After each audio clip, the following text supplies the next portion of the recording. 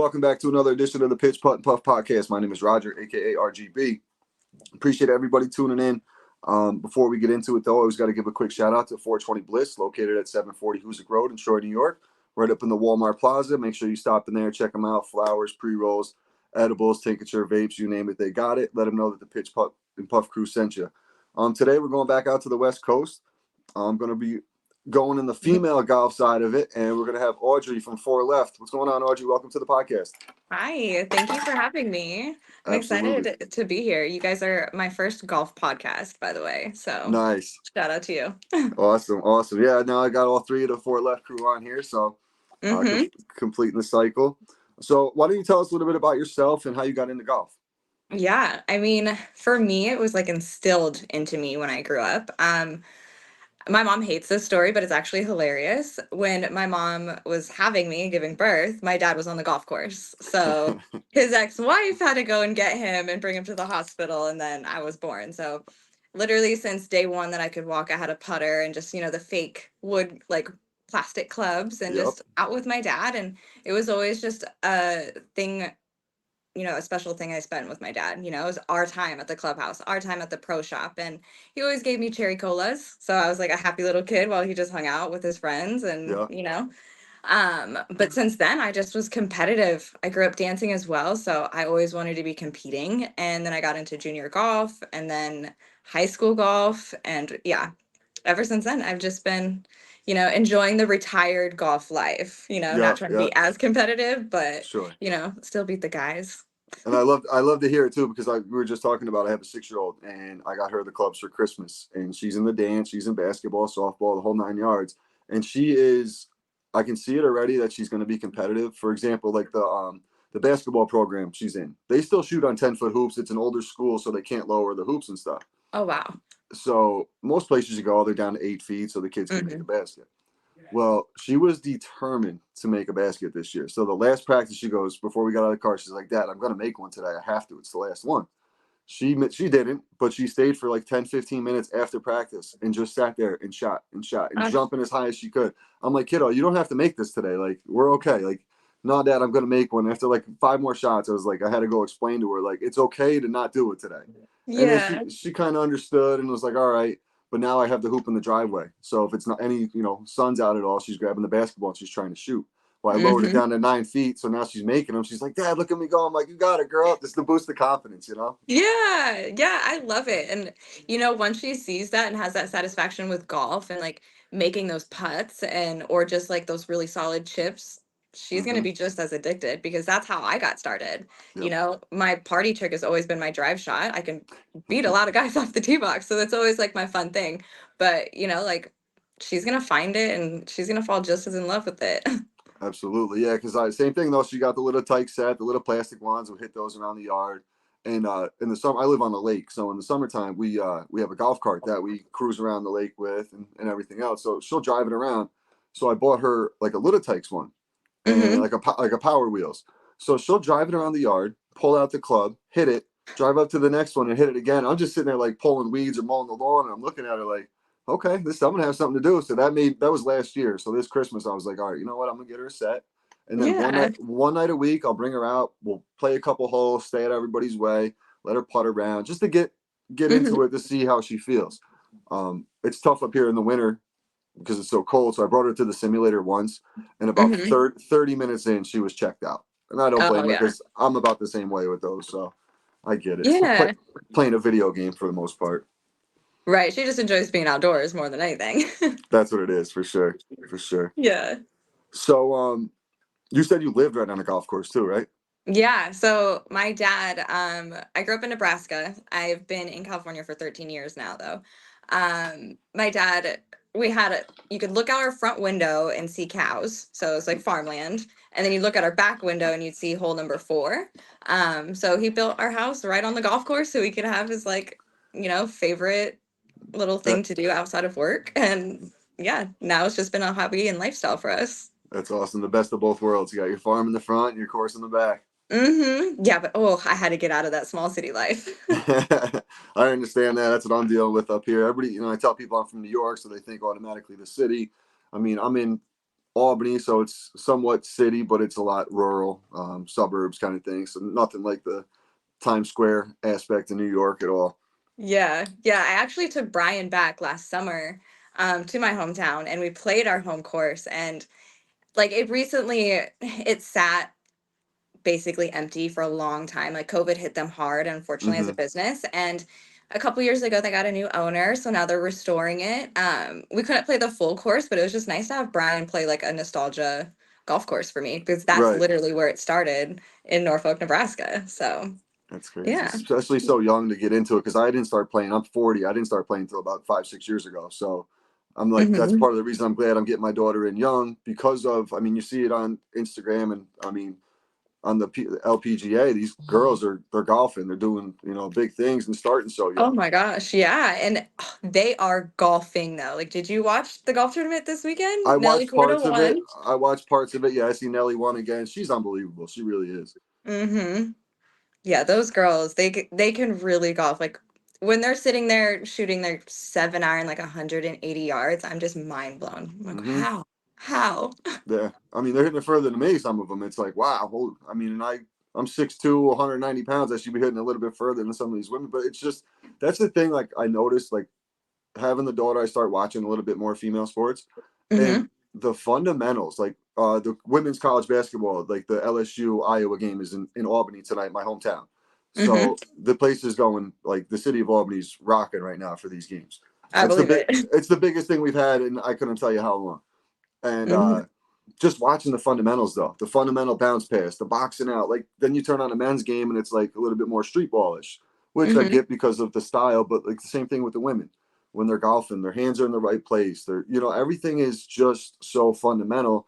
Where the guys Hmm. are a little bit more lackadaisical and because of their physicalness or whatever, they can get away with certain things where the women can't. So they use that and they know that, and it makes a Hmm. huge difference. It really does. Yeah, and you just watch their swings, and it looks like they're barely putting any power behind it. But it's just because they are so structured within their swing and know how to make that contact. And I'll get there. Just It's wait. just it's just time. It's time. I see you off the tee. I see all the videos you guys put up. I see you getting off the tee there. I hear Brian Yeah. in the back. Man, you all drove me on that one. Oh, for sure. And it's always so fun though. And like that's where I get my competitiveness like from. I grew up with three older brothers as well. So it's, we all golfed. Yep. And so always just trying to beat the guys was my thing. It was never like, I'm gonna go play with my girlfriends. It's like, no, I want to go play the guys. Like, Yep. how can I stack up to the guys? Just because you wouldn't see a lot of girl golfers. And if you did, they would just like skip a hole or two or just be with their husbands and Yep. just, out Uh, for fun where I just want to hit golf balls. Like I want to play. yeah, they're out there for the ride and the suntan where you're actually being competitive about it.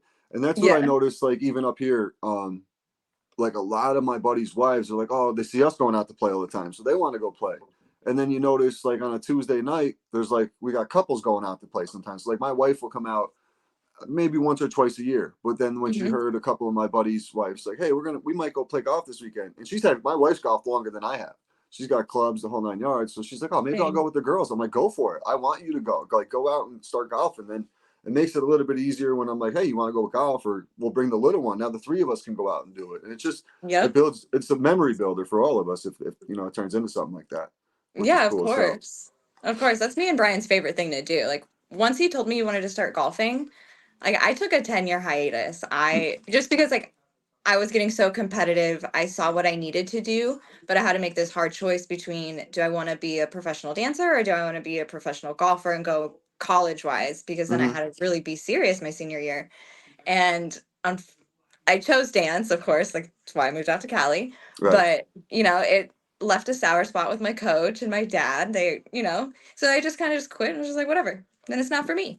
But Right. then when Brian was like, I want to golf, it just really ignited my love for golf again and how like peaceful it is for me in a Mm-hmm. way. Even though I'm so competitive, it's just such a mind calming game for me. It is. It's it because it challenges you in different ways than like any other sport that I played. Like I was a football, baseball, basketball guy, and Hmm. just like the mental aspect of golf compared to basketball or baseball, like I said earlier, you can just go out there and kind of use your physical ability and do it. Golf, it's like, Hmm. all right, I got to aim here, I got to do this. There's so many things going on, and that's what he was trying to explain to XG. Is there's just so many things going on that you got to put it all together, and that's what makes it so difficult about it. Hmm. And the fact that it's literally like, being crazy, or insane. You're doing the same thing over and over, but you're doing it a different way, which is, it sounds crazy, but it is crazy. Mm-hmm. Of course. And you just have to keep repeating that until Hmm. you finish the hole and then on to the next. And That's you just literally, repeat. that's what I tell people. Like when I have buddies start, like a couple of my coworkers are just getting into it this year. And I tell them like, listen, front arm straight, head down, and keep your front foot still, because they're all baseball players, so they want to move that foot.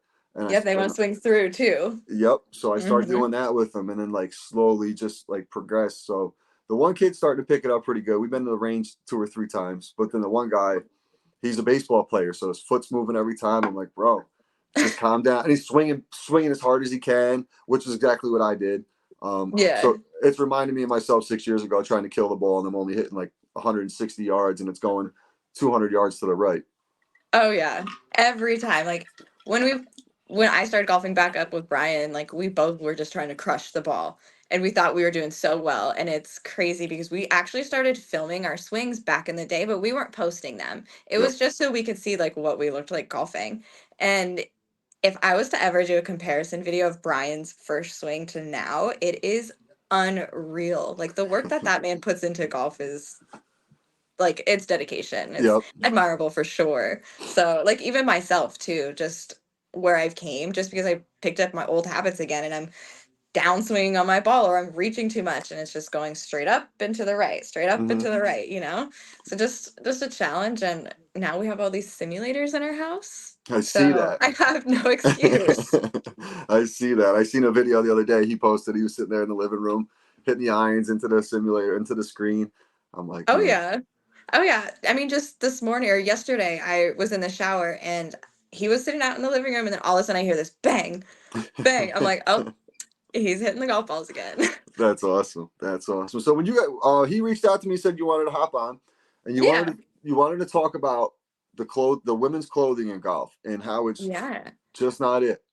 Yeah. It's really not. And it's hard because I understand where businesses are going with trying to be more of a fashion lifestyle, clothing line. Totally love that, just so that everyone can have something to wear. But it's also the performance behind it. Right. Is it going to be too hot? Is it too thin? Am I going to get sunburnt through it? Is it actually rainproof or water resistant? Those are the things I look for. But then when you go to these brands that do hit those points, it's all boxy and very manly made. And Mm-hmm.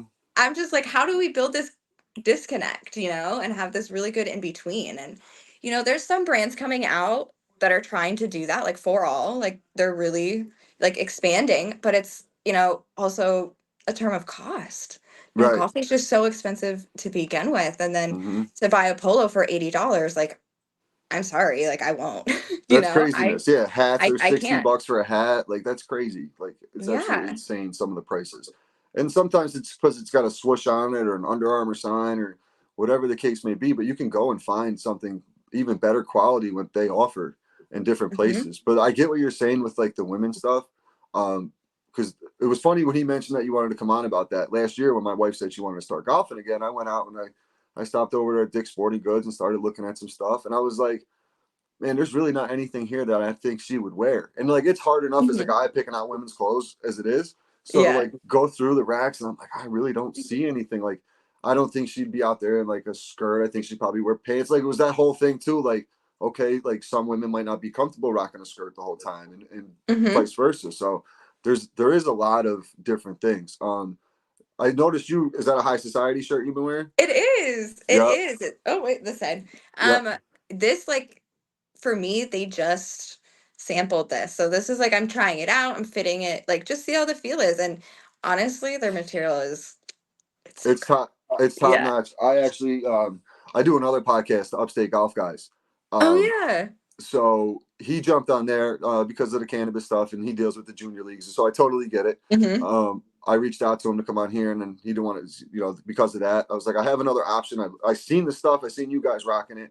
I wanted to see what it was all about. So he sent me a hat, a couple shirts. The Hmm. quality and the thing with that too is the pricing is so realistic and reasonable, especially in today's society where people are struggling as it is. Who's going Yep. to go spend $100 on a polo? Like, let's be Hmm. realistic here. I Yeah. mean, And once I seen it and like got opened up the package and felt the quality, I was like, this is unbeatable, Mm-hmm. unbeatable. Yeah, So definitely. And I love that they reached out to me specifically and were like, hey, we're going to send you these samples. Let me know. And honestly, the moment I touched them, I'm like, yep, this is good. Like yep, the sizing is good too, because also when you think about sizes, it's small, medium, large. Okay, but what is that small like? Because sometimes a small is too big on me, sometimes a small is too small on me. So just right, making sure that that's a consistent thing across the board. And honestly, I'm obsessed. I only have two from them, so this is my first time showing it off on this yeah, podcast. So you guys are seeing it here first. yeah, Um, but yeah, I'm excited to see where they go with it and just to get some more good clothing in women's hands. I don't want to, promote something where it's going to break your bank either, because right, I live in LA. Inflation's crazy. mm-hmm, I'm not gonna promote an $80 polo. I'm so sorry. right. I mean, you guys are what, paying $6, $7 for gas as it is. Like that's insane, absolutely Yep. insane. Oh, yes. Yeah, so he came on with us. Pete's an awesome dude.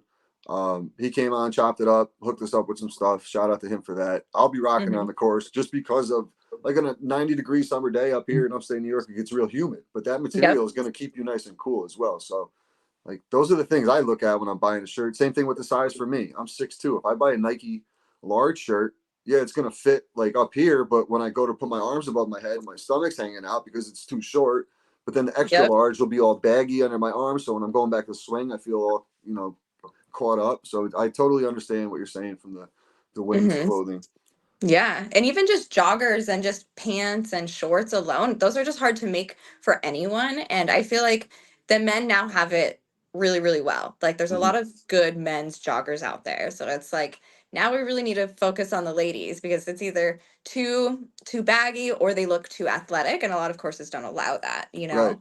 right. And then the shorts, not everyone wants tight, short shorts. So, or long, like, those old school Bermuda shorts that were trending back in like 2000s. Yep. Like, absolutely not. We don't want long The shorts one either. the senior women out there pushing their carts are wearing. Yeah, I know exactly what you're Yes. talking about. Bless their heart. I know exactly what you're talking Yeah. about. Yeah. Uh, It's just such a heart in between.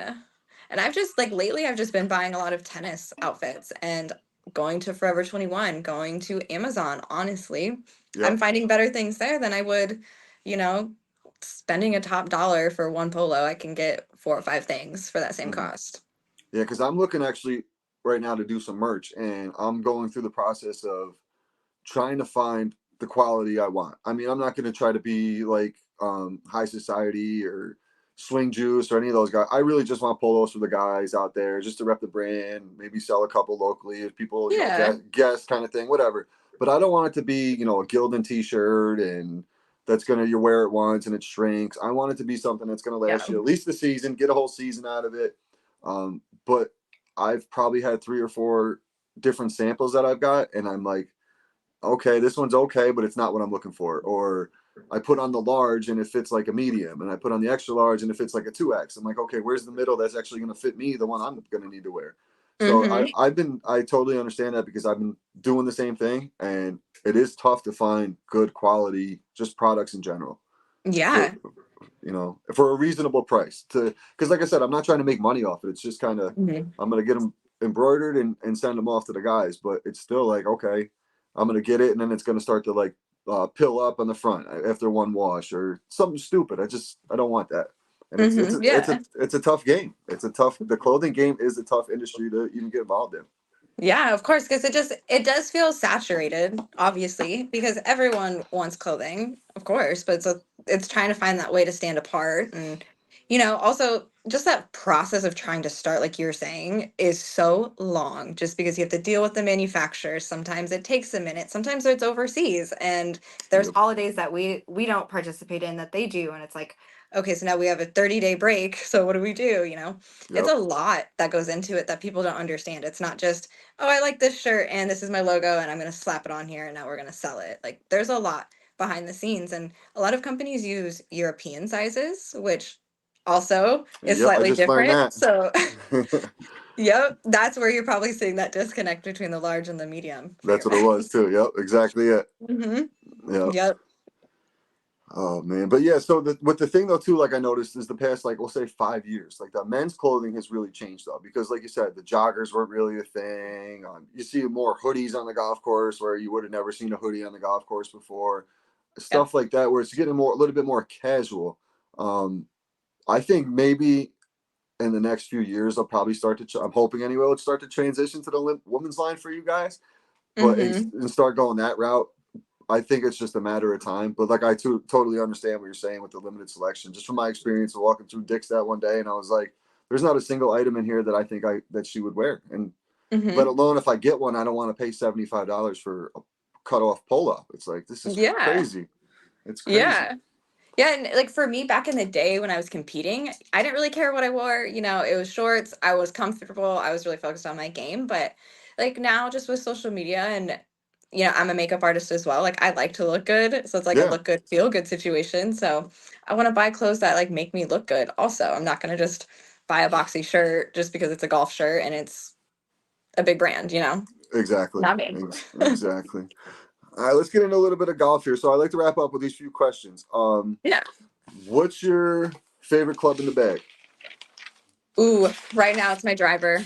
It's my custom Okay, fit Alter driver. It's honestly amazing. It's their 1.0, so it's not their 2.0. But yeah, the that driver. thing, yep, oof, that thing will get me places. Nice. Do you use it off the Yes. deck too? I haven't been successful with that. I'm also a little scared to try just because I don't want to like break my driver, like Yeah. smash down. Like I'm one of those like nervous golfers. But Brian, that man, DOD, he can get that. Yeah, my one buddy does it as well, and he hits it so clean and so pure. I'm like, dude, you might as well just not even tee up your drive half the time and just hit it off the deck. You're getting more distance sometimes. Just letting it Yeah, go. Yeah, yeah. One day that's I'll get it. yeah. Mine's my 7 iron, just because of the versatility I have with it. I can hit a bump and run with it. I can get it out there 180, 190 consistently. But I can do a lot with it. So I'm comfortable with it. Pretty much Yeah. everybody's favorite club for the most part. It's the most neutral club. Um, Mm-hmm. so you've played LA courses, Nebraska courses. What's your favorite course you ever played? Ooh, honestly, it might be this one we just played this last summer in South Dakota. It Okay. was a 9-hole course, but it was built on top of a huge hill. And we don't have mountains in the Midwest, they're plains, Right. but it was built on top of it, and you could see the river there, and just the scenery with it was immaculate. And like the grass was so nice. Just because out here in LA, there's a lot of dead grass and patches. And we also dealt with a lot of landslides and rain. So Mm-hmm. golf courses really aren't up to par right now. Yeah. But I think it was in South Dakota, man. Like it was just so peaceful. Nice. Yeah, I played Slick Rock down in Texas. Probably an hour and a half outside of Austin. I was down there for a wedding. We played the day before the wedding. About 20 guys Mm, out there. It was a legit PGA style course where something like that you're not going to see in upstate New York. So by right. far, and I mean there was a couple snakes out there that I wasn't accustomed to. So I'm not a big fan of snakes. So I was made sure to hop right back in that cart and keep it moving. Oh I'll yeah, t- if your ball goes anywhere out here in California, there are courses where it says be careful of rattlesnakes, or if your ball crosses here, don't look for it. Just because yeah. it is like now it is snake season, snakes are coming out. So Oh, you lose it, just forget about it, drop it like a good solid 6 to 10 feet away, and you're fine. yeah, absolutely. I actually walked. I'm terrified of snakes, and I took my daughter to a birthday party of her classmate the other day, and they had like a reptile lady there, and there's like this. I don't even know 6 foot. I literally turned around. I grabbed her. I walked out. I said, "Come on, wait till your mother Hmm. gets here, and then you can go in because I'm not going in there. Like it's just Oh one of yeah, those things. I'm not doing it. I can't even look at snakes on TV, to be Mm-mm. honest. Like I hate I it. literally I get the EBGBs. It's just not. Mm-mm. Yeah, And my same. brothers always they messed with me growing up, so I'm Yeah, traumatized for good reasons. yeah. 3 older brothers will do it to you. No Yep. doubt about it. And then for this year, what's the one thing? Your season's a little bit different than mine, but what's the one thing you want to improve on in the golf game this year? My approach shots so much just because I can get close to being there on regulation. However, it's just something about my sandwich and lower. Any club I pick up, it just shoots right. And I'm like, oh my God. So I'm trying to over exaggerate and adjust for it and just fix it so I can get closer to the pin. But that's where it just screws me up because then now I'm upset and I rush my putts and I three putt. you Yep. know, where it's Same like exact I just thing. need to slow down on my approach. And tonight's like a perfect example with this par three executive we're playing. It's literally all approach shots for me. So Hmm. really gonna Perfect. tap in. There you go. That's the same with me though, because I can get the ball out there. I'm pretty good with getting in the fairway. Second shot's all right, but if I end up off the green a little bit, it's that I try to get too fancy and think I can spin it back and pull the string on it, or I try to do a little bump and run and then I skull it across. It's the Every time. most inconsistent part of my game. I really feel like if I figure that part out, and when I do chip well, my scores are in the low 80s consistently. When I'm not chipping Hmm. well, it's in the high 80s all day, and that's I shoot right around 85 is probably my average. Um, Yeah. but the short game is what definitely kills me for sure, for Hmm. Felt sure. that. Now, is there anything I missed that you wanted to touch base on? You guys got anything coming up? Any events like that with the Four Left crew? Oh my gosh, yeah, we have a tournament. We're playing this weekend. Brian and myself are as VIPs and like getting raffled off and playing with teams Oh, this nice. That's weekend. cool. Yeah, and then the next weekend we're playing for Only Golfers tournament. We'll Nice. be I in just had those there. guys on. They're awesome. I just dropped that one today. Yeah, yeah, they're super dope. I'm looking forward to playing at Strawberry Farms with them. It's gonna That's be the launch, right? amazing. Yep. Okay. And then I'm assuming 420 you're going out with my boy Michael and the Legends crew. Yes, sir. Sure Yeah. am. So we're Yeah. booked and busy this whole month. Like every weekend we're golfing and like look, I cannot complain. I can't Absolutely have it not. any other way. Yeah, me and Michael are working on some things. He'll be on the podcast later in the week, so we're going to announce some things that we're working on. Um, So Trying to help the Legends crew grow and get the Pitch Putt and Puff crew a little bit bigger too. So nice little collab mhm. we're working on. Yeah, I look Awesome. forward to seeing it. Yeah, I'm trying to get out to you guys in like October, November if what I was talking about before doesn't go through out in the West Coast. So I'd love to get out there, get around in with you guys. If you guys ever come to the East Coast, definitely hit me up. I'll Of do not course. mind traveling. Be great content and a good time to actually get to meet you guys in person, for sure. Yeah, totally. I'll keep you in the loop with that. Awesome. Audrey, where can they find you? They can find me at on Instagram and TikTok. It's just Audrey Mittel, AudreyMittel. That's it. Awesome. Awesome. Thank you so much for your time. If there's anything else down the road you want to hop on and talk about, feel free to hit me up. Tell the boys this is hello. Good luck out in the course tonight, and we'll talk Thank soon. you. All right. Thank you. Appreciate you. Take care. That was really dope, Audrey. Hopping on the Pitch Putt and Puff. Thanks for everybody tuning in. We've got some big guests coming up this week. Also for next week, it's going to be not next week, excuse me, but for 420 week, it's going to be purely cannabis based all week long. Got some really dope guests I'm cooking up for you guys, so stay tuned to that. Also, I have to give a shout out to my old man. Um, RGB Senior hooked me up with a nice Pitch Putt and Puff Yeti, custom made. Even got the RGB on the back. Shout out to Pops for that. I appreciate everybody tuning in. We got some heat coming this week, so make sure you check us out on YouTube, all your podcast platforms, and don't forget to check out 420 Bliss, located at 740 Hoosick Road, Troy, New York, right in the Walmart Plaza, as well as my man at skull-.com hooked us up with some dope hats and a bunch of other merch. Thanks everybody for tuning in, and we'll talk soon. Later.